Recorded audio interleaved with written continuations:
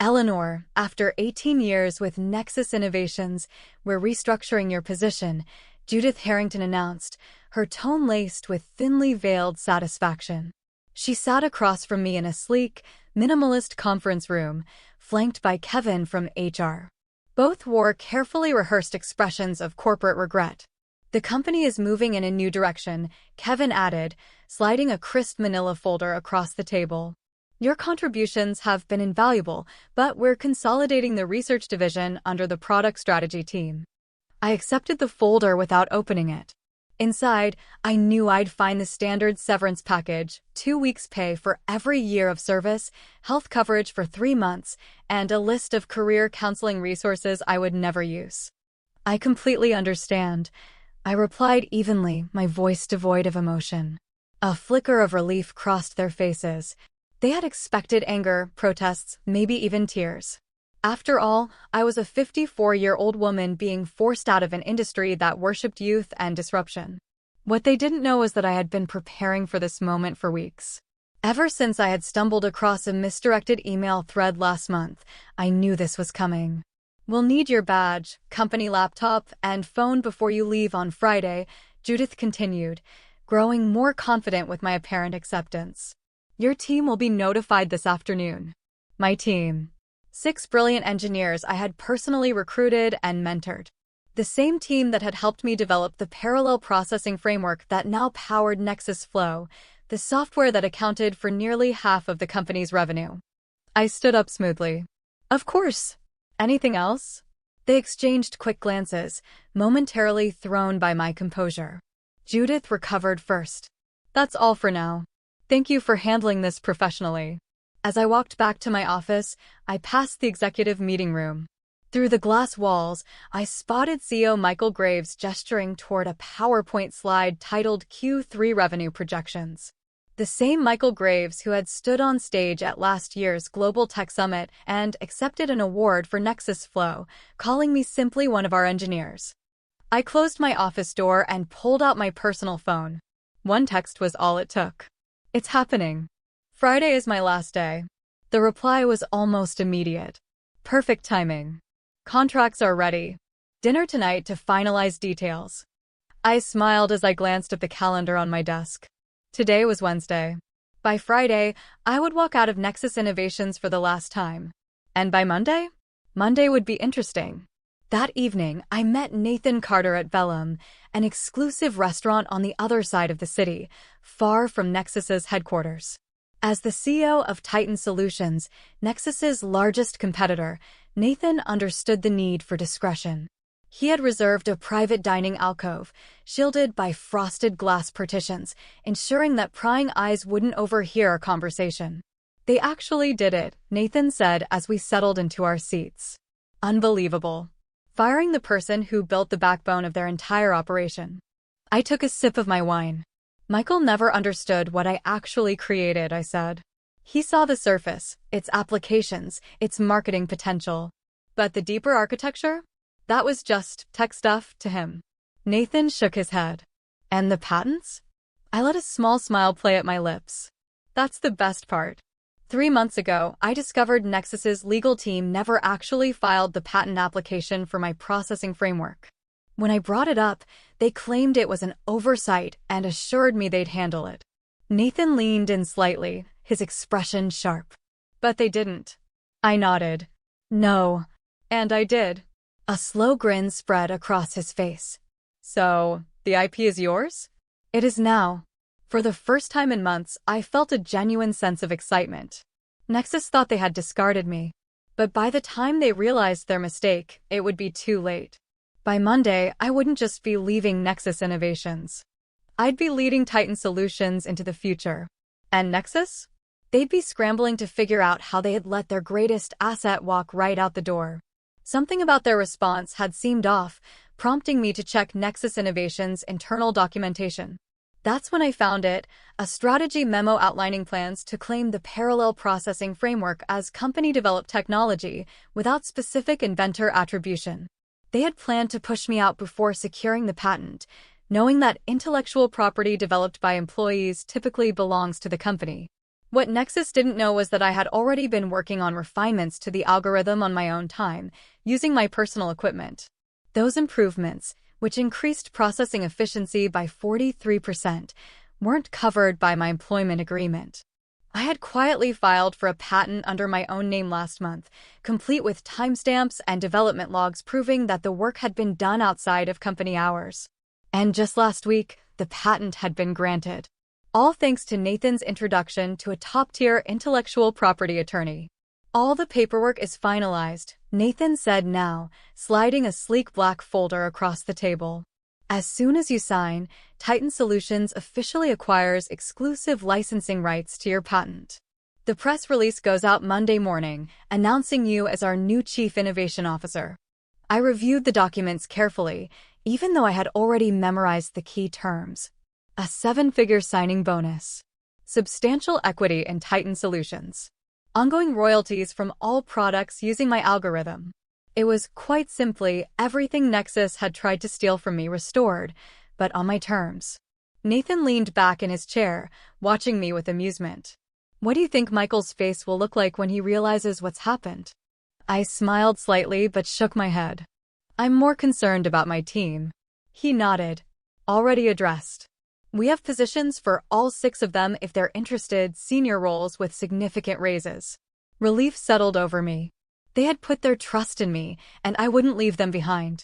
I signed the final page, closed the folder, and slid it back to Nathan. In one elegant move, I had secured my future, protected my team, and ensured proper credit for my work. To new beginnings, Nathan said, raising his glass. I clinked mine against his. And to owning your own value. Thursday and Friday passed in a blur of exit interviews, knowledge transfer meetings, and final conversations with colleagues. I kept my composure, even as rumors spread through the company like wildfire. Administrative assistants gave me sympathetic glances in the hallways. Junior developers approached awkwardly, asking if I'd provide LinkedIn recommendations before I left. I documented everything, every process, every password, every piece of documentation that my soon-to-be former team would need. Not out of kindness, but because I wanted a record. A record that I had acted in good faith, even when Nexus had not. By Friday afternoon, I sat across from Kevin in HR for my final exit interview. He moved through the checklist with mechanical efficiency. You understand that any intellectual property developed during your employment remains the property of Nexus Innovations, he stated, sliding a non-disclosure agreement across the table. I smiled. Of course. Anything developed within the scope of my employment, using company resources during company time. I emphasized those qualifiers slightly. Kevin, too busy checking boxes, didn't notice. And you affirm you have no copies of proprietary company information?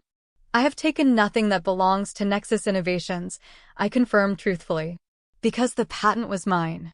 As I packed my personal items into a small box, family photos, a collection of notebooks filled with sketches and ideas, the framed industry award that Nexus had accepted on my behalf without ever mentioning my name, I felt no sadness, no regret. Just satisfaction. By Monday morning, Nexus would wake up to 2 bombshells. 1. Their most valuable asset, the parallel processing framework, was no longer theirs. 2. Their former director of research was now chief innovation officer at their biggest competitor. And when Michael Graves called to demand answers, he would learn the most painful lesson of all. That he had underestimated me. That he had let his company's future walk right out the door. From my desk, I picked up a framed family photo, a collection of conference badges marking 18 years of industry events, and the coffee mug my team had given me last Christmas. The small award I had received for the very parallel processing framework now at the center of my plan sat in my hand for a moment before I carefully wrapped it in tissue paper. The irony wasn't lost on me. As I placed the award into my box, Judith Harrington appeared, leaning against my doorframe with artificial casualness. I just wanted to check that everything's clear for your departure, she said, watching me pack. Crystal clear, I replied evenly. Judith folded her arms. You know, Eleanor, these restructuring decisions are never personal, she continued. Michael feels the company needs to move in a more youthful direction. I looked up, meeting her gaze directly. I understand completely. Business is business. Something in my tone made her pause. A flicker of uncertainty crossed her face, but she quickly dismissed it. After all, what could a soon-to-be unemployed 54-year-old woman possibly do? Will you be taking some time off? She asked, an artificial note of concern in her voice. I smiled. Actually, I already have something lined up. I start Monday. Surprise flickered across her face. That's fast. Anything interesting? Very, I said smoothly. A leadership position. I'm quite excited about it. She nodded absently, already mentally moving on to other matters. Well, good luck with that. As I walked out of Nexus Innovations' glass headquarters for the final time, keycards surrendered and personal belongings in tow, I took a moment to glance back at the building where I had spent nearly 2 decades of my career. On the top floor, the executive conference room was brightly lit for an evening meeting. No doubt, they were already discussing how to redistribute my responsibilities among younger, less experienced, and significantly less expensive staff. Little did they know that in less than 72 hours, that same room would be hosting an emergency crisis meeting instead. Monday morning dawned bright and clear. I dressed carefully in a charcoal suit, a power outfit I had purchased specifically for this day. At 7:30 a.m., a Titan Solutions town car arrived precisely on time to take me to their headquarters. Today was my first day as Chief Innovation Officer. As I settled into my corner office with floor-to-ceiling windows, Nathan greeted me with a confident nod. The press release went live at 7 a.m., he informed me. Industry newsletters are already picking it up. Our communications team is monitoring reactions. The announcement had been crafted with strategic precision. Titan Solutions acquires exclusive rights to revolutionary processing framework. Welcomes creator Dr. Eleanor Hayes as Chief Innovation Officer. Outlines how the technology will be integrated into Titan's next generation of products. Most importantly, it made one fact unmistakably clear. Any company currently using the technology, including Nexus Innovations, would need to negotiate licensing agreements with Titan Solutions moving forward. At precisely 9:15 a.m., my phone lit up with a text. Miguel, complete chaos here. What did you do? I smiled, typing back. Check your personal email. All 6 of you have offers waiting. Across the city, 8 miles away, Nexus Innovations' scheduled Monday morning executive meeting was undergoing a dramatic transformation. According to Miguel's play-by-play updates, the moment Michael Graves walked into the building, he found the company's general counsel and chief financial officer waiting at his office door. Both looked ashen-faced. Miguel, texting they just found out about the patent. Legal is panicking. Michael had likely assumed that Nexus still owned the rights to the processing framework. Now, he was discovering that he had made a grave mistake. And by the time 9:30 a.m. rolled around, the news had spread. Miguel, texting they're scrambling. CFO is calling emergency finance meetings. Can't stop laughing. By the time 10 a.m. hit, the Nexus stock price had begun to dip, as industry analysts speculated about Titan Solutions' major acquisition and what it meant for Nexus's ability to compete. I leaned back in my chair, watching the skyline from my new office, feeling something I hadn't in years. Vindication. At 10:45 a.m., another text popped up. Unknown number, we need to talk. Call me. I didn't need to guess. It was Michael Graves. The same man who had dismissed my work, ignored my contributions, and orchestrated my removal. The same man who now needed me. I took a sip of my coffee, considering my response. Then, I placed my phone face down on my desk. Michael could wait. I had a new company to lead. The announcement had hit Nexus Innovations' inboxes simultaneously, setting off immediate alarms. By 9:30 a.m., what should have been a routine Monday morning executive meeting had morphed into a full-blown emergency crisis session. Board members were calling in remotely, the legal team was frantically reviewing my employment contract, and IT had begun combing through every file, document, and email related to my parallel processing framework. They're pulling every file with your name on it, Miguel texted. Someone just wheeled in all the servers from the research division for the tech team to analyze. I could picture the chaos perfectly. Michael pacing the executive boardroom, demanding explanations from Judith and the legal team. The stock price already reacting to the uncertainty. Investors hated surprises, and today's announcement had given them plenty to worry about. At 10:45 a.m., an email from Michael himself landed in my inbox. I could practically feel the desperation through my screen. Subject: urgent. Clarification needed. Eleanor, there appears to be a misunderstanding. Please call me at your earliest convenience to discuss. Best. Michael Graves, CEO, Nexus Innovations. I smirked and forwarded the email to Titan Solutions' legal team. I did not respond. By noon, the entire industry was buzzing. Nexus's stock had already dropped 7%, while Titan Solutions had jumped 12%. 3 major tech journals had reached out, requesting interviews on what they were already calling one of the biggest strategic coups in enterprise software. Nathan stopped by my office, arms crossed, grinning. "How are you feeling?" I leaned back in my chair, exhaling deeply. Validated, I replied honestly. 18 years of watching others take credit for my work. 18 years of being told I should be grateful just to have a seat at the table. And now? Finally. Recognition. Just then, my executive assistant appeared at the door. "Dr. Hayes, the development team is ready for you in the main conference room." She hesitated. "Also, Nexus's CEO has called 4 times in the last hour." I didn't even blink. "Please let him know I'm in meetings all day." I stood, smoothing out my blazer. "Our legal team will reach out later this week to discuss licensing options." As I walked toward my first official meeting as Chief Innovation Officer, my phone buzzed again. "Miguel, board just called an emergency session. Michael looks like he's about to explode. P.S. My team and I accept your offer. When can we start?" I smiled and typed back. "Monday. Welcome to Titan." By Tuesday morning, the full weight of my departure had become clear to everyone at Nexus Innovations. Their flagship product, Nexus Flow, relied entirely on my parallel processing framework to handle massive enterprise datasets. Without licensing rights to my patent, they now had 2 options. 1. Negotiate with Titan Solutions and pay licensing fees for the very technology they had tried to claim as their own. 2. Rebuild their core infrastructure from scratch, a process that would take years and cost them millions. Miguel, texting Michael, just called an all-hands meeting for 2 p.m. It's my last day here. My whole team is ready to start next week. Then another message. Miguel, rumor is they're going to try to sue you. I forwarded it to Titan's legal team. The response was almost immediate. Let them try.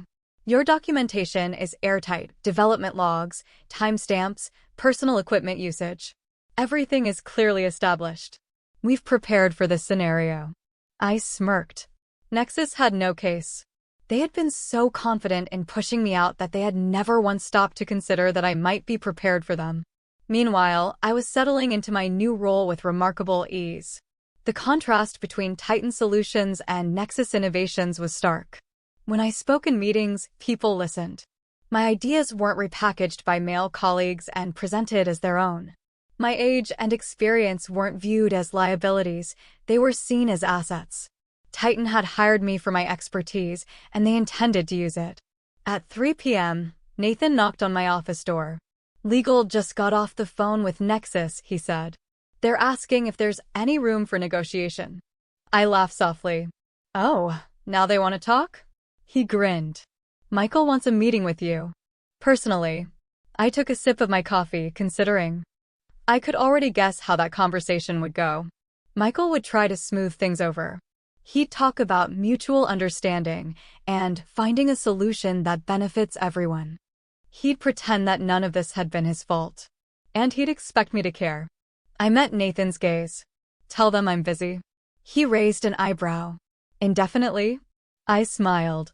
"Indefinitely." Michael Graves had made his decision months ago. Now, he would have to live with it. I had spent 18 years at Nexus waiting to be recognized. Now, Titan Solutions was giving me the platform I had always deserved. And for the first time in a very, very long time, I was exactly where I was meant to be.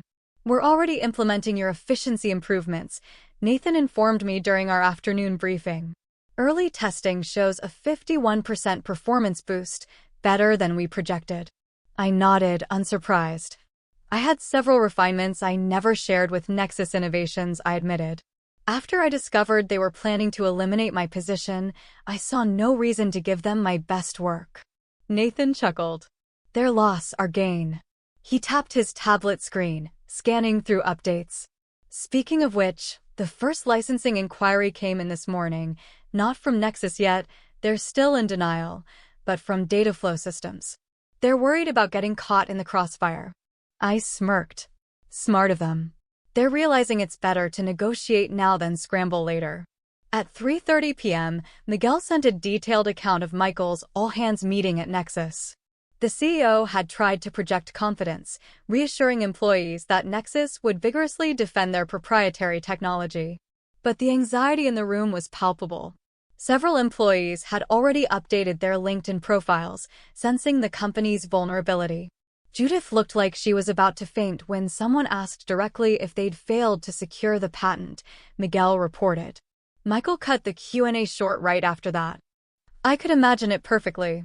The tension, the forced optimism, the realization spreading like wildfire. By Wednesday, the industry fallout had intensified. 2 major enterprise clients had reached out to Titan Solutions, inquiring about switching from Nexus Flow, worried that Nexus Innovations might not be able to maintain the product without its creator. Meanwhile, our stock had risen another 8%, while Nexus continued its downward spiral. That afternoon, my phone rang. Denise from HR. The same woman who had slid my severance package across the table just days earlier. I answered, keeping my voice neutral. "Eleanor Hayes." "Eleanor," she began, her tone carefully professional. "I'm calling to discuss the situation with your patent. We believe there may have been a misunderstanding about ownership rights." I leaned back in my chair. "I don't think there's any misunderstanding." Silence. Then, she tried again. "Victor was hoping you might consider coming in to discuss options." I glanced at my schedule, knowing exactly how I would respond. "Any discussions will need to go through Titan Solutions' legal department," I replied smoothly. "I'm sure they'd be happy to set up a meeting to discuss licensing terms." The silence stretched longer this time. Finally, Denise exhaled sharply. "I'll pass that along." "Yes, you will." That afternoon, I led my first formal presentation to Titan Solutions' board of directors, outlining our technology roadmap with my algorithm at its core. I stood confidently at the head of the table, no longer relegated to the background, as I had been at Nexus Innovations. As I spoke, I caught Nathan's approving nod. I belonged here. By Friday, just 1 week after I had walked out of Nexus for the last time, the company had entered full-blown crisis mode. Their stock had plummeted 23%, triggering concerned calls from major investors. Industry analysts had begun publishing speculative pieces with titles like, "Can Nexus Innovations survive the algorithm crisis? How one strategic blunder may cost a tech giant everything." Through my industry contacts, I learned that Michael had finally acknowledged the severity of the situation to the board. Nexus now had 2 choices. 1. License my algorithm from Titan Solutions at rates that would devastate their profit margins. 2. Rebuild their entire infrastructure, a process that would take years and millions of dollars. Miguel, texting they've started interviewing for a new development team. Michael's claiming they can recreate the functionality in 6 months. I couldn't help but laugh. The original algorithm had taken me 3 years to develop, refine, and optimize. And they thought they could reverse engineer it in 6 months? Good luck with that, I muttered under my breath, setting my phone down. Nathan, seated across from me, raised an eyebrow. "Something amusing?" I smirked. "Nexus thinks they can rebuild my entire algorithm in half a year." He let out a low whistle. "That's bold." I chuckled. "That's desperate." We both knew they wouldn't succeed. By the time they realized that, Titan Solutions would be miles ahead. 3 years to perfect, and that was with intimate knowledge of the problem space. Exactly, Miguel agreed. Nobody believes the 6-month timeline, especially after your team posted their resignation letters simultaneously. The knowledge drain is massive. The cracks in Nexus Innovations were widening, and their leadership had no way to stop it. That afternoon, Nexus's attorneys finally reached out to Titan Solutions, opening a dialogue about potential licensing arrangements. Our legal team, following the strategy we had carefully developed, responded with terms that were technically fair, but strategically painful. 3 times the standard industry licensing rate. A public acknowledgement of my role as the technology's inventor. Nathan smirked as we reviewed the proposal in his office. They'll balk at the acknowledgement more than the cost. I nodded. Michael's ego won't let him admit he pushed out the person who created their core technology. Then they'll have to rebuild, Nathan replied. And every day they spend trying to replicate my work is another day we extend our lead in the market. We both knew Nexus didn't have a good move to make. They were trapped. Monday morning, 10 days after my dismissal, I walked into my first official meeting with Titan's newly assembled innovation team, which now included Miguel and the 5 other engineers from Nexus. The energy in the room was electric. We mapped out the next evolution of my algorithm, brainstorming improvements that would push the technology even further. This is how development meetings should be, said Anita, one of my former colleagues from Nexus. We spent half our time over there explaining basic concepts to executives who wouldn't listen anyway. I smiled. That's the difference between being valued and being seen as replaceable. Here, your expertise is recognized. As we wrapped up the highly productive session, my assistant appeared at the door. Dr. Hayes, there's been a significant development with Nexus Innovations. Their board just announced an emergency leadership change. I raised an eyebrow. Go on. Michael Graves is stepping down, effective immediately. I exchanged a glance with Miguel, who let out a low whistle. Didn't take them long. Within hours, industry publications were reporting that Nexus's board had lost confidence in Michael's leadership, citing the patent oversight that now threatened the company's flagship product. By mid-afternoon, more news broke. Judith Harrington was also out. So was Nexus's head of legal, whose failure to secure the patent had led to this disaster. It was a corporate bloodbath. That evening, I received an unexpected email from Richard Donovan, Nexus's newly appointed interim CEO. Unlike Michael's desperate message from the previous week, this one was calm, professional, and respectful. Subject: licensing discussion. Dr. Hayes, congratulations on your new position. I've been brought in to help Nexus Innovations navigate the current situation. I'd like to discuss a fair licensing arrangement for your patented technology. We are prepared to acknowledge your contributions publicly and make appropriate amends for the oversights of previous management. Would you be available to meet next week? Best regards. Richard Donovan, Interim CEO, Nexus Innovations. I forwarded the email to Nathan, adding a simple note. Phase 1 complete. His reply came almost instantly. Beautifully executed. The board is celebrating your first major victory for Titan Solutions. Looks like Nexus is finally learning an expensive lesson about valuing innovation and innovators. 3 months later, I stood on the main stage at the National Technology Innovation Conference, preparing to deliver the keynote address. The audience was packed with industry leaders, technology journalists, and aspiring developers, many of whom now knew my story. A year ago, I had been sitting in a corporate boardroom, having my contributions dismissed by a company that saw me as disposable.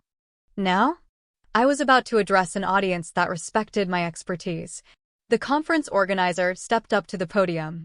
And now, I'm pleased to introduce our keynote speaker, Dr. Eleanor Hayes, Chief Innovation Officer at Titan Solutions and the creator of the parallel processing framework that has revolutionized enterprise data handling. The room erupted in applause as I walked to the stage. This was where I belonged. The applause was substantial as I approached the podium. What a difference a year could make. The last time I attended this conference, I had been seated in the back, just another anonymous member of the Nexus Innovations delegation, while Michael Graves stood on stage, giving a presentation on his company's groundbreaking advancements. Advancements built on my work, with my name nowhere in sight. Now, I was the keynote speaker. I took a breath, scanning the attentive faces in the audience. Industry leaders, developers, investors, many of whom now knew my story. Thank you, I began. Today, I want to talk about innovation, ownership, and the importance of properly valuing intellectual contributions, regardless of where they come from. I detailed the technical advancements of my parallel processing framework, but I also addressed something bigger: the systemic lack of recognition for innovators in the tech industry. Without directly mentioning Nexus innovations, I emphasized the importance of protecting and elevating the people who create breakthroughs instead of treating them as replaceable. The message resonated. After the presentation, at the evening reception, several young engineers, especially women, approached me, seeking advice and mentorship. One of them, barely 30, lowered her voice and said, "Your story changed how I document my work." I started keeping detailed logs of my development process on personal time. I smiled. "Smart. Your innovations deserve protection."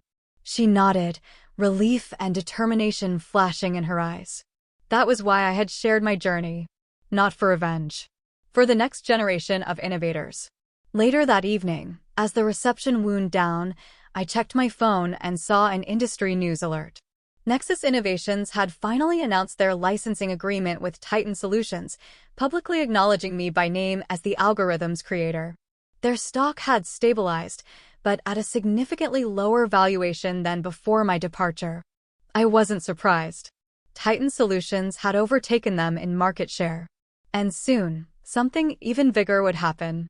1 year to the day after I was told to clean out my desk, I sat in my spacious office at Titan Solutions. A full floor-to-ceiling window view of the city. On my desk, the quarterly innovation report. Under my leadership, Titan Solutions had launched 3 groundbreaking products, all built on my algorithm. We had captured significant market share from Nexus and other competitors alike. A knock at my door interrupted my thoughts. I looked up to see Nathan Carter, holding a bottle of champagne and 2 glasses. "Happy anniversary," he said, setting the glasses on my desk with a grin. I raised an eyebrow. "What are we celebrating?" Nathan handed me a printed report. The board asked me to share the news before the public announcement.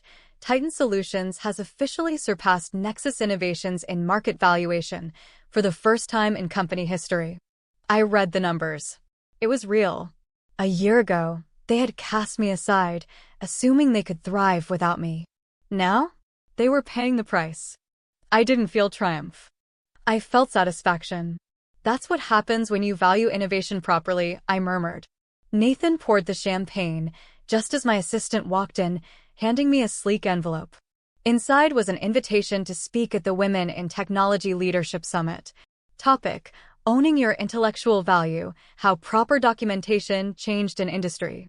Nathan noticed the invitation and smirked. "You've become something of an icon, you know."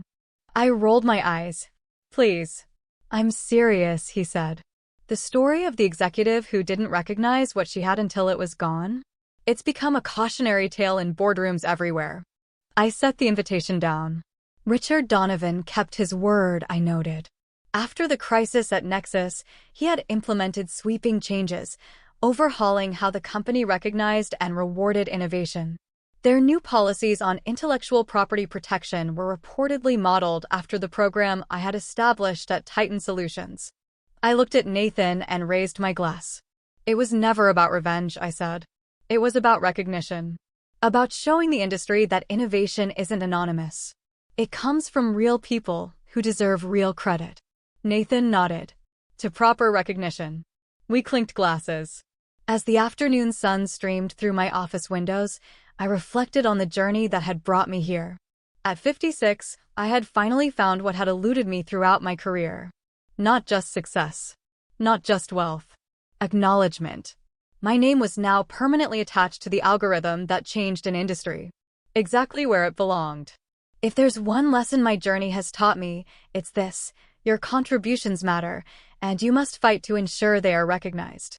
For years, I allowed a company to benefit from my innovation while treating me as replaceable.